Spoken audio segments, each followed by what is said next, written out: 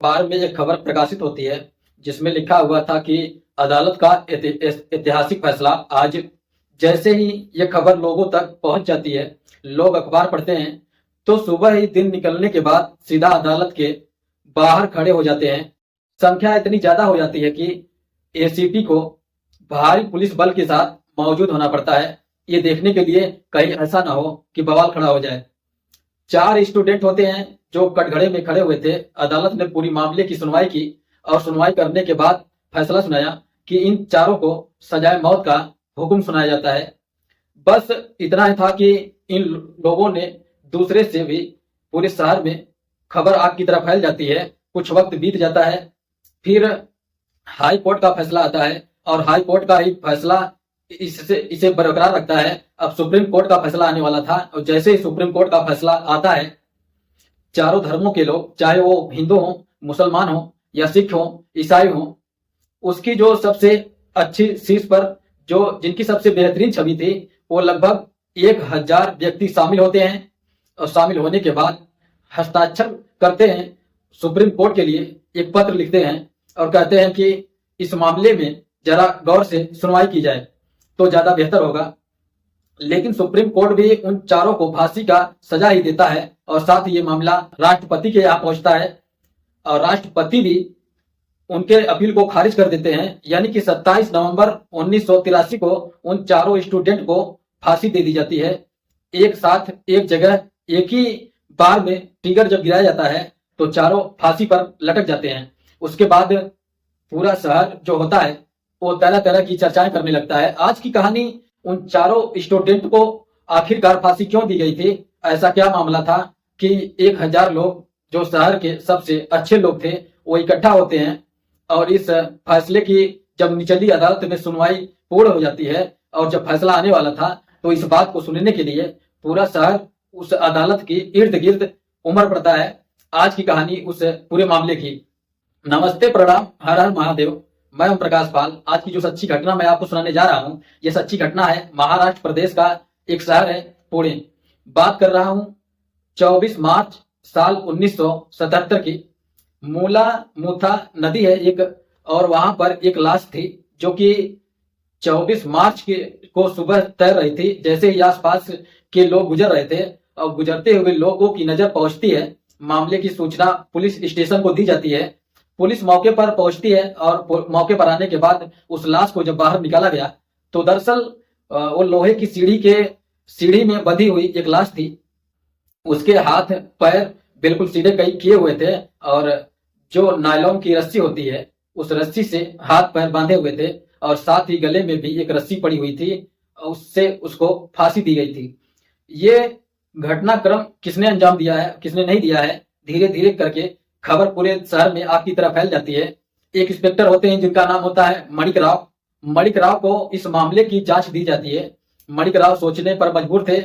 जब उस लाश को बाहर निकाला जाता है तो उन्होंने देखा कि इस लाश को भी एक विशेष तरह से बांधा गया है और एक नायलॉन की रस्सी उसका इस्तेमाल किया गया है। यानी कि अब तक शहर के अंदर 10 हत्याएं हो चुकी थी और सबके मारने का एक ही तरीका था।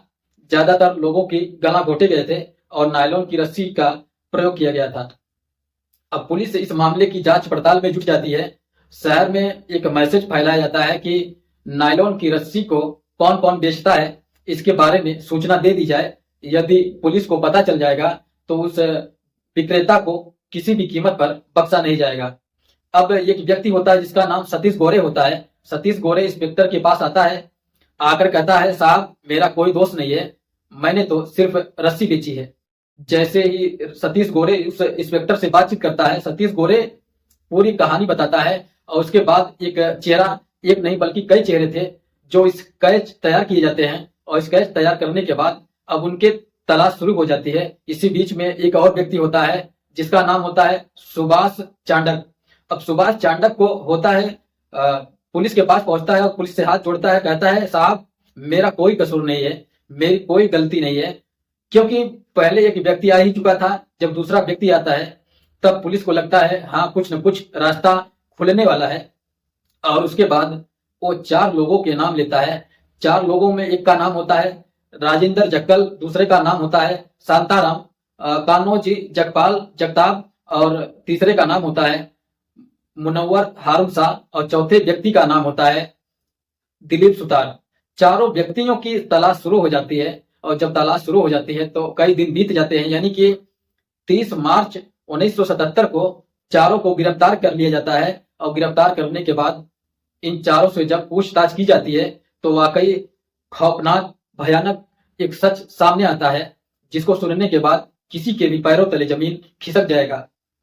दरअसल ये पुणे का ही एक अभिनव कला महाविद्यालय होता है। महाविद्यालय के चारों स्टूडेंट होते हैं। शुरू से ही इनकी आदत थी चोरी करना, किसी के साथ लूट करना, राहजनी करना, इस तरह की आदत होती है। और ये बात कर रहा हूं 15 जनवरी 1976 की। सुहास चांडक उनका एक साथी होता है। सुहास चांडक से कहते हैं कि एक प्रकाश नाम का जो लड़का है, जिसकी कॉलेज की पिच यानी कि जिसके पिता है सुंदर हेगड़े का उनका होटल है, उस लड़के को बुला कर लेकर आना।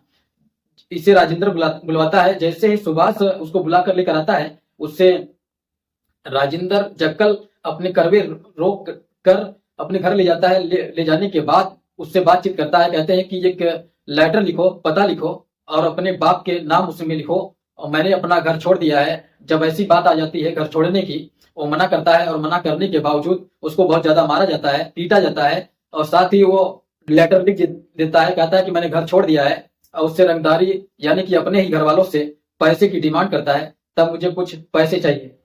अब जब बात पैसे की आती है और लेटर लिख दिया जाता है, इसके बाद उस लड़के को अगले दिन यानी कि 16 मार्च को पेशवे पार्क के पास एक बिस्वा होटल के पास में ले जाया जाता है। और वहां ले जाने के बाद नायलॉन की रस्सी से उसका गला घोट दिया जाता है, उसके हाथ पैर बांध दिए जाते हैं, और बांधने के बाद उसे एक लोहे की ड्रम के अंदर पैक कर दिया जाता है। और लोहे के ड्रम को लेकर जाकर वही पार्क की झील होता है, उस पार्क के झील के अंदर उस ड्रम को फेंक दिया जाता है, और उससे भारी किया जाता है ताकि वो पानी के अंदर आराम से डूब सके और उसकी लाश कभी बाहर न निकल सके।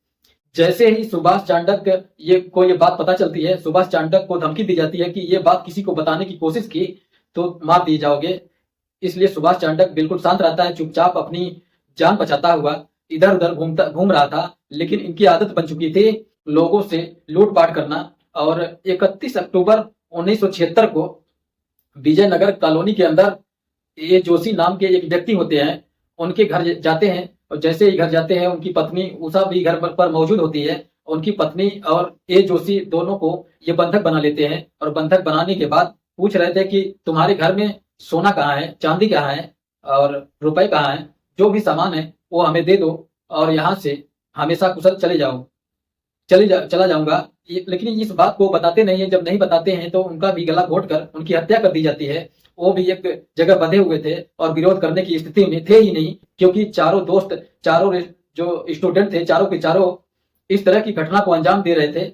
और जब ये घटना का अंजाम दे रहे थे, इसी बीच में दरवाजा लॉक किया जाता है। और जब दरवाजा लॉक किया जाता है तो जब अंदर से कोई आवाज नहीं आ रही थी, तब एक लड़का जिसका नाम होता है आनंद, वो कह रहा था पापा पापा, मम्मी मम्मी, दरवाजा खोलो। और दरवाजा खोल दिया जाता है। उस लड़के को जब घर के अंदर लेकर जाते हैं, उसके शरीर पर जितने भी कपड़े होते हैं उन कपड़ों को उतार दिया जाता है, उसको निवस्त कर दिया जाता है। और निवस्त करने के बाद उससे कहते हैं कि तुम्हारे घर में रुपए पैसे जो भी सामान है वो निकाल दो और तुम्हें हम छोड़ देंगे। लेकिन जैसे ही उस लड़के ने ढूंढने की कोशिश की, उसे एक मंगलसूत्र मिल जाता है, जो कि उसके माँ के गले का, साथ ही एक घड़ी थी जो उसने निकाल कर दी। कई हजार रुपए थे जो उसने कहा कि हमारे घर पर यही है, इसके अलावा कुछ नहीं है। और इतना सब कुछ देने के बावजूद उन चारों ने उस लड़के का भी गला घोटकर हत्या कर देते हैं। इसके भी गले में नायलॉन की रस्सी पड़ी हुई थी और माँ बाप मर चुके थे। यानी कि 3 हत्या इस घर के अंदर हो जाते हैं और पूरे शहर में ये घटना आग की तरह फैल जाती है। एक घटना थी जो होटल मालिक के बेटे की हत्या की जाती है। उस घटना और इस घटना के बारे में किसी को पता नहीं चलता है। वक्त आगे जब चलता है और वक्त आगे चलने के बाद 1 दिसंबर 1976 की रात 8 बजे एक भंडारकर रोड है जो कि अभयंकर का बंगला के नाम से मशहूर होता है, जो कि प्रसिद्ध संस्कृत के विद्वान होते हैं, जो पूरे शहर में, जो कि इनकी एक शानदार पहचान थी, जिनका नाम होता है काशीनाथ शास्त्री अभयंकर। उम्र उनकी लगभग 88 साल के आसपास होती है वो अपने घर में मौजूद थे। उनकी पत्नी इंदिराबाई जो कि 76 साल के आसपास होती हैं, और उनकी नौकरानी जो कि सकूबाई जिनकी उम्र 60 साल के आसपास होती है। उनकी पोती होती है जिसका नाम जोई होता है, उनकी उम्र लगभग 30 साल के आसपास होती है। उनका पोता होता है जिसकी उम्र लगभग 18 साल के आसपास होती है। अब ये 5 मेंबर एक घर के अंदर थे। ये चारों स्टूडेंट जो होते हैं, वो चारों स्टूडेंट उस रात के 8 बजे 1 दिसंबर 1976 को जैसे ही दरवाजा खटखटाया जाता है तो पोता उस दरवाजे को खोलता है, और जैसे ही पोते ने उस दरवाजे को खोला, उन चारों ने उनको पकड़ा और उसके मुंह में रुई ठूस दी ताकि वो बोल न सके, चीख न सके, चिल्ला न सके। और उसके हाथ बांध दिए जाते हैं। उसको बंधक बनाने के बाद घर के अंदर ले जाते हैं, और बारी बारी से घर के जितने भी मेंबर थे, पांचों के पांच को बंधक बना लिया जाता है। और बंधक बनाने के बाद अचानक उनके दिमाग में सोचता है, जो जिनकी उम्र लगभग 20 साल के आसपास होती है, उसके सारे के सारे कपड़े उतरवा दिए जाते हैं। और कपड़े उतरवाने के बाद उससे कहा जाता है कि घर के अंदर जितना पैसा, जितना सोना चांदी, जो सामान है, वो सब कुछ अपने घर से लेकर आ जाओ। और ढूंढ ढांड के उसके बाकायदा साथ रहते हैं, और साथ रहने के बाद जो भी घर में जितना भी पैसा, जितना भी हाथ लगता है, उसको ले लेते हैं। और यहाँ से जब चलने का नंबर आता है, उस लड़की को देखकर उनकी नीयत खराब हो जाती है, और पूरे परिवार के सामने उस लड़की का सामूहिक बलात्कार किया जाता है, ऐसा मीडिया रिपोर्ट कहती है। और जब ये यहाँ से जाने का नंबर आता है तो पांचों की हत्या कर देते हैं, पांचों का गला दबाते हैं, और नायलॉन की रस्सी से उनका गला दबा कर हत्या कर देते हैं। और जब ये घटना के बारे में पुलिस प्रशासन को पता चलती है तो पूरी शहर के अंदर लोग सड़कों पर उतर आते हैं और हंगामा खड़ा कर देते हैं, जल्द से जल्द हत्यारों की गिरफ्तारी करो। और पुलिस पर लगातार दबाव बन रहा था, लेकिन पुलिस को के हाथ कुछ लग ही नहीं रहा था। हालत कुछ ऐसी हो जाती है, शाम 6 बजे के बाद कोई घर के बाहर निकलने को तैयार नहीं होता था। कुछ वक्त आगे बीतता है। 23 मार्च 1977 की बात है। अनिल गोखले जो कि कॉलेज में इन्हीं का फ्रेंड होता है, एक दिन यानी कि वो 23 तारीख को अपने भाई से मिलने के लिए, जिसका भाई जयंत गोखले जो कि अलका टाकीज के अंदर मूवी देख रहा था, जो फिल्म देख रहा था, इसी बीच में राजेंद्र जक्कल अपनी बाइक से जा रहा था। उससे वो कहता है कि अनिल गोखले, अगर तुम्हें कोई एतराज ना हो तो मैं तुम्हें छोड़ दूं, मेरी बाइक पर तुम बैठ सकते हो। और जैसे ही अनिल गोखले ने कहा तुम तो मेरे कॉलेज के फ्रेंड हो, आराम से बैठ सकते हो, तो बजाय उसको ये अलका टाकीज ले जाने के, उसको अपने यहाँ अपने घर की तरफ ले जाता है करबी रोड पर। और वहां ले जाने के बाद उससे गला घोटकर उसकी हत्या कर देता है। इसी बीच में एक लोहे की सीढ़ी थी जो जिसका इंतजाम किया जाता है, उस लोहे की सीढ़ी पर उसको बांधा जाता है। और बांधने के बाद उसको आगे एक पार्क होता है, और पार्क नहीं बल्कि एक नदी होती है, उस नदी में उसको फेंक दिया जाता है। लगभग 24 घंटे के बाद वो लाश सीढ़ी सहित जब बाहर तैरने लगती है, तब राह चलते लोगों की नजर उस पर पड़ जाती है। और जैसे ही लोगों की नजर पहुंचती है, पुलिस प्रशासन आता है। 2-3 घटनाएं और होती हैं। 27 नवंबर 1976 को यशोमती पामा एक शंकर रोड पर फैमिली होती है, उसके घर में ये घुस जाते हैं, लेकिन 2 नौकर इन चारों पर भारी पड़ जाते हैं, इसलिए चारों जान बचाकर भाग जाते हैं। अगस्त 1976 में गोखलापुर में एक व्यापारी के घर पर भी धावा बोलते हैं, लेकिन वहां जाकर भी सफलता नहीं मिलती, इसलिए वहां से भाग जाते हैं। कई ऐसे घटनाएं थी जिनका जिक्र ही नहीं हुआ था। कई ऐसे घटनाओं में इसने संलिप्तता होती है। जब पूरे इस मामले की जांच पड़ताल होती है, चारों लोगों के निशान पर कुछ सबूत जुटाए जाते हैं, पूरे शहर के लोगों में खौफ बना हुआ था। और इनकी 30 मार्च 1977 को गिरफ्तारी हो जाती है। गिरफ्तारी के बाद इस बहुत कम समय में चार्जशीट दाखिल की जाती है, और चार्जशीट दाखिल होने के बाद 15 नवंबर 1978 को सुनवाई शुरू हो जाती है। जब कोर्ट में सुनवाई शुरू हो जाती है, बहुत ही कम वक्त लगता है। 28 सितंबर 1978 को अखबार में खबर प्रकाशित होती है कि आज ऐतिहासिक फैसला अदालत की तरफ से आएगा। और जैसे ही ये खबर अखबार के माध्यम से लोगों तक पता चलता है, बड़ी संख्या में लोग इकट्ठा होते हैं, और इकट्ठा होने के बाद ये जानने की कोशिश में थे कि आखिरकार इन हत्यारों को क्या सजा मिलेगी। सबके सब जानने की उत्सुकता होती है। हजारों की संख्या में लोग इकट्ठा हो जाते हैं। इसी बीच पुलिस प्रशासन जो होते हैं, जिनका नाम होता है PR कर मधुसूदन वो भारी पुलिस बल के साथ मौके पर पहुंचते हैं। उन्हें लग रहा था कि भीड़ इन पर हमला न कर दे, उनको नुकसान न पहुंचा दे, इसलिए उन्होंने पुलिस लोगों के पास जाकर शांत किया। लोग जब इस फैसला को सुनकर उन्हें पता चलता है कि फांसी की सजा सुनाई गई है, लोग अपने घर पर चले जाते हैं ये सोचकर इससे अच्छा तो कुछ हो ही नहीं सकता, कानून इन्हें सजा देगा तो ये सबसे बढ़िया है। कानून इन्हें सजा दे देता है और इसके बाद वो बॉम्बे हाई कोर्ट से 6 अप्रैल 1979 को इस फांसी की सजा को बरकरार रखा जाता है। अब इसके बाद सुप्रीम कोर्ट को की तरफ से फैसला आने वाला था 17 नवंबर 1980 को। और जैसे ही शहर में ये खबर फैलती है कि अब सुप्रीम कोर्ट की तरफ से फैसला आएगा, तब हिंदू, मुस्लिम, सिख, ईसाई सभी धर्मों के लोग एक पायदान पर इकट्ठे होते हैं। शहर के 1000 जो सबसे अच्छी छवि के लोग थे सूची बनाई जाती है, चाहे वो शिक्षक हो, नेता हो या व्यापारी हो, हर वर्ग के व्यक्तियों की सूची बनाकर उन्हें सामने लाया जाता है और पत्र लिखा जाता है और सबके हस्ताक्षर होते हैं। दलील दी जाती है कि साहब उन्हें फांसी से नीचे की कोई सजा होनी ही नहीं चाहिए। सुप्रीम कोर्ट में वो पत्र जाता है और पत्र जाने के बाद सुप्रीम कोर्ट कहता है कि ठीक है, उनकी दलील जो थी, उनकी जो बात थी, उन पर बिल्कुल ध्यान दिया जाता है और उनकी फांसी की सजा को बरकरार रखा जाता है। और यही बात जब राष्ट्रपति के पास पहुंचती है, राष्ट्रपति ने भी उनकी फांसी की सजा को बरकरार रखा था। जब फांसी की सजा को बरकरार रखा था, बहुत कम समय यानी कि 27 नवंबर 1983 को ये वो दिन वो तारीख बता दिया जाता है। और यरवदा जो पुणे की एक सेंट्रल जेल है, बताया जाता है कि ये शहर की सबसे बड़ी जेल है। ये वो जेल है जिसने फिल्म अभिनेता संजय दत्त को भी रखा गया था।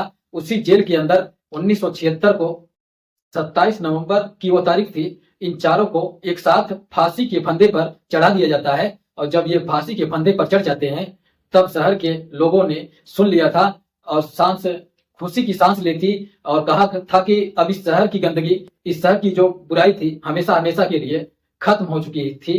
दोस्तों, इस पूरे घटनाक्रम को सुनाने का उद्देश्य है किसी को परेशान करना नहीं, किसी का दिल दुखाना नहीं, बल्कि आपको जागरूक करना है, आपको सचेत करना है। जहां भी रहें सुरक्षित रहें। जय हिंद, जय भारत।